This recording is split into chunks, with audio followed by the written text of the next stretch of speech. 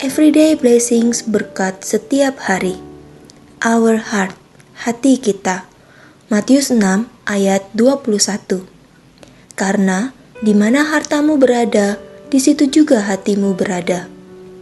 Salah satu bagian penting dalam hidup ini yaitu tentang keberadaan hati. Yesus mengajarkan kepada murid-muridnya bahwa hati adalah pusat kehidupan manusia. Emosi dan keinginan kita mengalir dari kondisi hati dan pikiran kita. Jika Tuhan mendapat akses kepada hati kita, maka hidup ini sepenuhnya menjadi miliknya.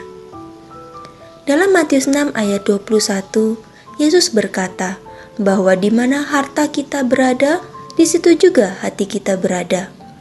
Hal-hal yang kita hargai dalam hidup kita mengungkapkan di mana hati kita sebenarnya berada. Hal-hal yang kita pikirkan mengenai pencapaian ataupun penggunaan uang dan energi, disitulah hati kita berada. Tidak cukup hanya membiarkan hati ini memikirkan hal-hal tersebut. Sebaliknya, kita perlu melatih hati kita untuk berdiam di dalam Yesus. Rasul Paulus mendorong kita untuk memikirkan hal-hal yang berasal dari Allah. Jadi akhirnya, saudara-saudara, semua yang benar, semua yang mulia, semua yang adil, semua yang suci, semua yang manis, semua yang sedap didengar, semua yang disebut kebajikan dan patut dipuji, pikirkanlah semuanya itu. Filipi 4 ayat 8. Pemikiran seperti ini menggerakkan hati kita untuk menghargai Yesus sebagai harta kita di atas segalanya di dalam bumi. Mari saat ini kita kembali merenungkan di manakah harta kita berada. Untuk hal apa saja kita mencurahkan waktu dan uang kita. Hal-hal tersebut mengungkapkan di mana hati kita sebenarnya berada.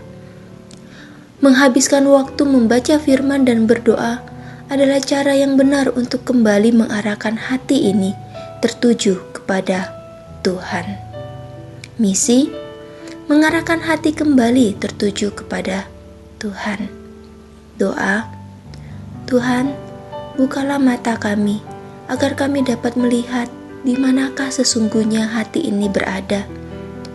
Tolonglah kami untuk dapat melawan keinginan diri kami yang tidak memuliakan nama-Mu, sehingga ketika orang melihat hidup kami rindu mereka melihat Engkau ada di dalam pusat kehidupan kami.